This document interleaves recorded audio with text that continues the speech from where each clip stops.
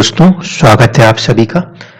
पिछले वीडियो में जो हमने योजक फल देखे हैं वो एक तरीके से लघु पराशरी में एक सिस्टम के तौर पे दिया गया है कि अगर ये कॉम्बिनेशंस बनेंगे तो इतने ज़्यादा पॉजिटिव या नेगेटिव रिजल्ट्स कर सकते हैं। वहाँ पे जो कुछ भी क्वांटिफाइड किया गया था, जो पिछले वीडियो में बताया, वो एक ग्राउंड है इस बात को समझ पाने के लिए कि अलग अलग लग्नों में जब आपको ऐसी कोई युतियां दिखाई दें, जैसे हम लोग कहते हैं नवमेश की सप्तमेश से, अष्टमेश की द्वादशेश से, ऐसे कंडीशन में आप समझ सको कि सबके में एक जैसा नहीं है, इंडिविजुअल लगन के अंदर वो चीजें इंडिविजुअल होती हैं।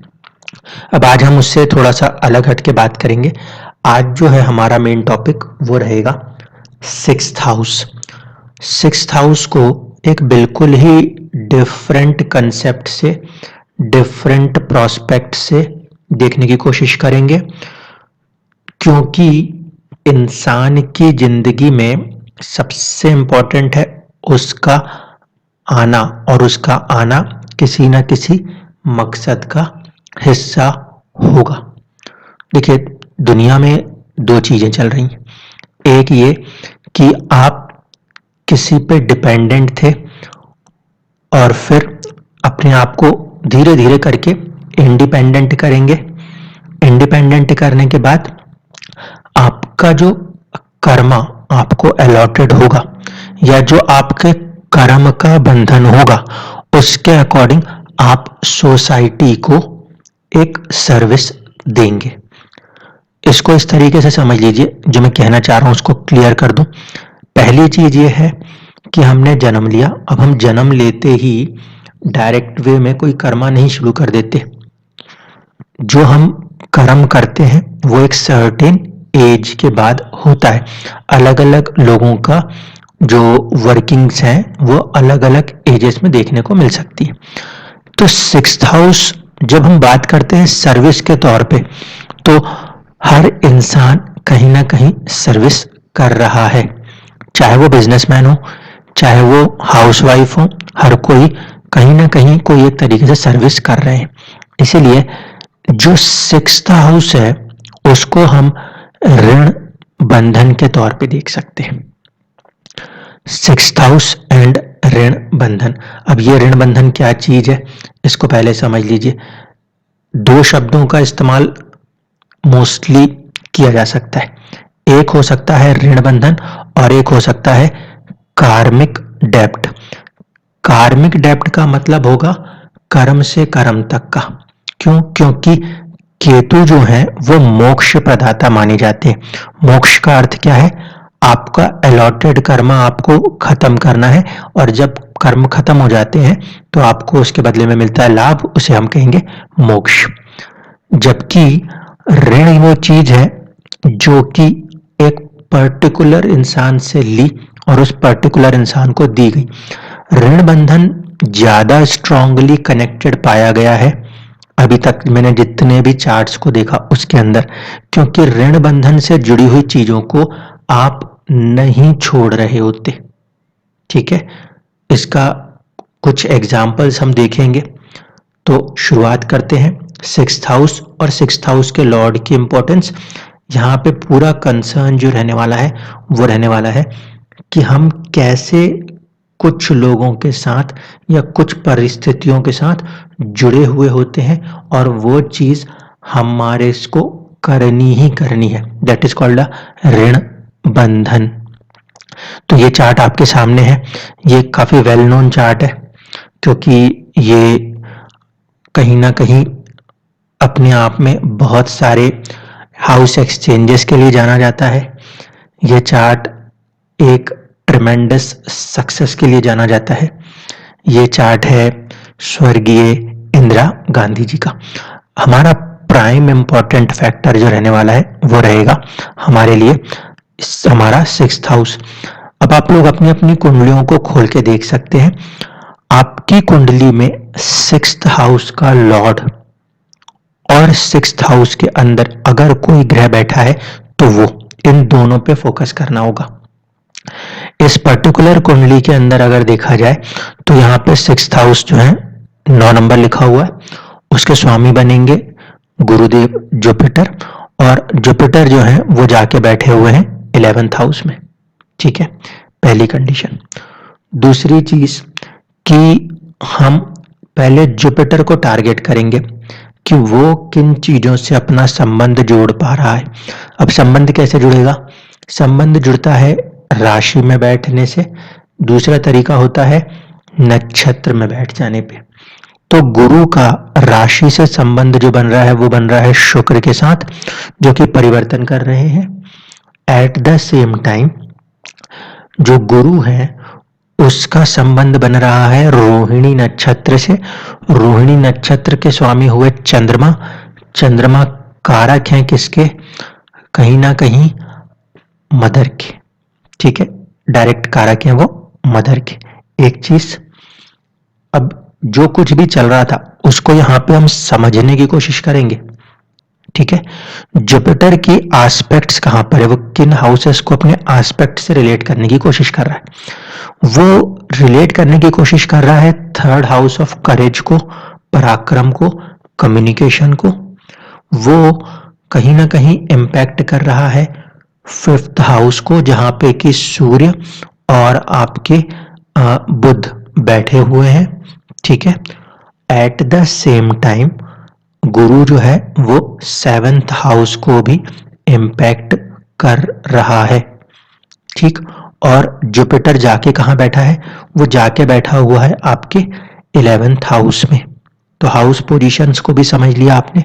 राशि से हम ये समझ पा रहे हैं कि वो वीनस से जुड़ रहा है, और जो नक्षत्र से जुड़ रहा है वो है चंद्रमा। चंद्रमा रिप्रेजेंट करती हैं मदर को। अब बात होगी कि ये जो ऋण बंधन है वो जुड़ गया है किसके साथ? किसी दोस्त की तरफ भी जा रहा है या बड़े भाई बहनों की तरफ भी जा रहा है। 7th हाउस ऑफ पार्टनरशिप्स की तरफ भी जा रहा है, 5th हाउस की तरफ भी जा रहा है, और एट द सेम टाइम आपके 3rd हाउस ऑफ कहीं ना कहीं पराक्रम, करेज की तरफ भी जा रहा है। अब वापस आके चलते हैं 6th हाउस में बैठे हुए ग्रहों के ऊपर। तो 6th हाउस में जो ग्रह बैठे हैं उसमें से एक तो हो गया वीनस, क्योंकि राहु जो है वो कंप्लीट प्लेनेट तो है नहीं, वो जहां जैसे बैठ जाए उस राशि और जिनके साथ बैठ जाए उसके तत्व के हिसाब से रिजल्ट कर देगा। तो इस बात को आप समझिए कि शुक्र की पोजीशन को देख लीजिए। शुक्र जो है वो लॉर्डशिप रखते हैं 4th हाउस की as well as 11th house की। ठीक है, तो आपका जो शुक्र है वो कहीं ना कहीं फिर कनेक्ट हो रहा है 4th हाउस उसकी मूल त्रिकोण राशि होने के कारण मदर के साथ, और 11th हाउस का कनेक्ट होने के कारण दोस्त के साथ। ठीक, इतनी चीजें समझ में आती है। अब राहु का जो फैक्टर है, राहु तो वहां पे गुरु के तत्व को लेके गुरु के फैक्टर के साथ जुड़ जाएगा, और शुक्र से उसका एक रिलेशन बन रहा है तो वो शुक्र के फैक्टर को भी बढ़ाने की कोशिश कर देगा। अब यहाँ पे ऋण बंधन को समझिए, जो हमारा मेन टारगेट है वो ये। इंदिरा गांधी जी की जिंदगी में एक पर्टिकुलर सिचुएशन क्रिएट होती है। वो सिचुएशन ये रहती है कि जब उनकी मदर को ट्यूबरक्लोसिस होता है, उस समय उनके फादर जो है वो ऑलमोस्ट कहीं ना कहीं 1936 के अराउंड जेल और इन सारी चीजों में अपने आप में कहीं ना कहीं बिजी हो जाते हैं। ठीक है, अब देखिए कि ऋण बंधन कैसे काम कर रहा है। पहली चीज तो ये कि जो 9th हाउस का लॉर्ड है वो फ्रेंड के साथ जुड़ रहा है 11th हाउस से। At the same time partnership 7th house पे उसका एस्पेक्ट बनता है, करेज, ट्रेवल 3rd हाउस के ऊपर उसका एस्पेक्ट बनता है, 5th हाउस लव के ऊपर उसका एस्पेक्ट बनता है। तो ये भी एक प्रूवन फैक्ट के तौर पे पूरी दुनिया ने माना हुआ है कि एक पर्टिकुलर पार्टनर उनके लाइफ में आए जिन्होंने उनके मदर की केयर भी करी, और इस तरीके से उनके साथ उनका कोई एक जुड़ाव भी हुआ। ठीक है, तो 7th house partnership, 11th house friendship, 3rd house courage, क्योंकि करेज और सपोर्ट दिया गया, और 5th हाउस लव। एक तरीके से ये ऋण बंधन से कनेक्ट हुआ। एट द सेम टाइम सबसे क्रूशियल जो है वो यहाँ पे आया वीनस, क्योंकि वीनस 4th हाउस का भी लॉर्ड बन रहा है। तो जो ऋण बन रहा है वो किससे बन रहा है? कंप्लीटली एक तो फैमिली से बनेगा, और अगर फैमिली से हट जाए तो वो बन रहा है किनके साथ? मदर के साथ। इस वजह से जो फैक्टर्स बने कि जब उनके मदर की हेल्थ खराब और ये सारी चीजें हुई, वो पूरी की पूरी चीज को इन्हें टैकल करना था। ये कहलाता है ऋण बंधन। ऋण बंधन का मतलब ये हो गया कि उस परिस्थिति से आप निकल के कहीं दूर नहीं जा सकते। इसका दूसरा एग्जाम्पल आप नरेंद्र मोदी जी की कुंडली में भी देख पाएंगे कि उनका जो 6th हाउस का लॉर्ड है वो है मंगल, और वो जाके बैठा हुआ है चंद्रमा के साथ। चंद्रमा फिर कारक होता है मदर का, माता का।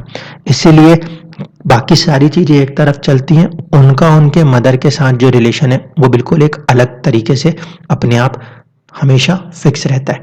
वो क्योंकि एक ऋण बंधन है, इसीलिए ऋण बंधन वाली चीजों को इंसान चाहकर भी साइडलाइन नहीं करता, वो हमेशा कंटिन्यू रहते हैं।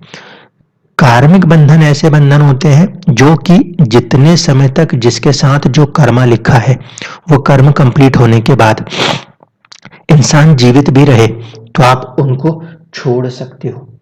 ये कंडीशन है हमारे कार्मिक बंधन के साथ, क्योंकि कर्म किसी के साथ जितना लिखा है वहां तक कर्म किया आपने और कर्म को उसके बाद में त्याग दिया।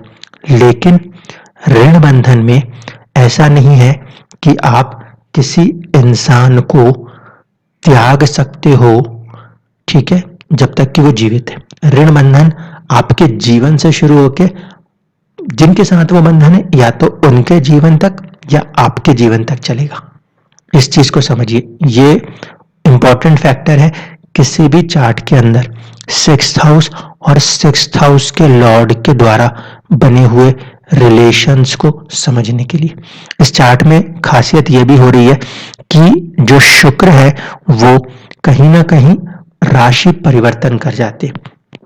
जिस समय ये शुक्र राशि को परिवर्तन कर लेंगे उसके बाद ये ऋण बंधन खत्म होगा और सभी तरफ से खत्म होगा, क्योंकि जो उनकी मैरिज लाइफ थी वो उसमें भी जुपिटर का प्लेसमेंट एक लेवल तक फ्रेंड्स और वो चीजों को करके मेंटेन कर रहा था। जब एक्सचेंज होगा तो जुपिटर जो कि 6th हाउस के लॉर्ड है वो दोबारा से 6th हाउस में ही आ जाएंगे। अब वो जो ऋण बंधन बनेगा, जब गुरु को आप दोबारा से 6ठे भाव में ले आएंगे तब वो बन जाएगा आपके लिए आपके सर्विस से 6th house, service for anything, किसी भी चीज के लिए, चाहे देश के लिए हो चाहे सेल्फ के लिए हो। 6th हाउस जो सर्विस है वो सर्विस फॉर एनीथिंग के लिए आपका एक ऋण बंधन बन जाता है। और जब शुक्र उठ के 11th हाउस में चले जाते हैं, लाभ भाव में चले जाते हैं, तो वहां पे फिर उसके बदले में उन्हें गेन्स मिलता है। इस तरीके से आप लोग अपने अपने इंडिविजुअल चार्ट्स के अंदर जिस तरीके से मैंने लगाया राशि और राशि के बाद नक्षत्र, तीसरे लेवल पे इंपॉर्टेंस दीजिएगा एस्पेक्ट्स को, ठीक है। जो एस्पेक्ट्स का रिलेशन है वो क्योंकि वन साइडेड हो सकता है, जरूरी नहीं कि दूसरा ग्रह भी उसको देख रहा हो, इसीलिए जो एस्पेक्ट का रिलेशन है उसको तब तक भी स्ट्रांग नहीं मान सकते जब तक कि दोनों ग्रह एग्जैक्टली 180 डिग्री में आमने सामने एक दूसरे को ना देखते हो। लेकिन किसी भी भाव में बैठना और किसी राशि में बैठना और पर्टिकुलरली किसी नक्षत्र में बैठना, ये बहुत ही स्ट्रांग रिलेशंस को दर्शाता है। इसीलिए आप लोगों के लाइफ में जब ऐसे सवाल उठते हो कि ये मेरी जिंदगी में आखिर चल क्यों रहा है, हो क्यों रहा है, तो उसमें आप सबसे पहले अपने कुंडली के 6th हाउस के लॉर्ड को देखिए। क्या उसका राशि स्वामी या फिर क्या उसका नक्षत्र का स्वामी कोई ना कोई ऐसा रिलेशन बना रहा होगा जिसकी वजह से वो चीजों को आप छोड़ना भी चाहो तो आप उसे छोड़ नहीं पाओगे। ये थ्योरी मैं इसलिए समझा रहा हूं क्योंकि कुछ पर्टिकुलर ऐसे लाइफ के क्वेश्चंस हैं जिनके आंसर इस ऋण बंधन के लॉजिक पर ही टिके हुए होंगे। कर्म बंधन और कार्मिक बंधन के लिए हम शनि और केतु दोनों को साझा रूप से स्टडी करेंगे चार्ट्स के अंदर, जिससे हम ये समझ पाएंगे कि किस पर्टिकुलर कर्मा को कंप्लीट कराने के लिए लाइफ उनको वहां लेकर आई थी। ये वाली चीज क्यों लगेगी, जैसे कि राष्ट्रपति का चुनाव है, तो राष्ट्रपति के चुनाव में लोग उनको किसी तरीके से नॉमिनेट कर रहे हैं और वो लोग जीत रहे हैं। ये जो चीज है कि कोई ना कोई एक कर्मा किसी तरीके से कनेक्टेड है और उस कर्मा की तरफ आपकी लाइफ आपको किसी भी तरीके से अनसर्टेनिटी के साथ ले जा सकती है, उसे हम केतु और शनि से समझेंगे। आज जो हम समझने की कोशिश कर रहे हैं वो ये कि हम दूसरों के साथ जो कनेक्टेड हैं वो क्यों कनेक्टेड हैं और क्या वो कनेक्शन कंप्लीट हो सकता है, वो टूट सकता है या नहीं टूट सकता है, या फिर आपको वो चीज हमेशा लाइफ लॉन्ग मेंटेन करनी होती है। दैट इज कॉल्ड अ ऋण फैक्टर। और ये पूरी तरह से 6th हाउस में बैठे हुए ग्रहों से और 6th हाउस के लॉर्ड के द्वारा ही समझा जा सकता है। धन्यवाद।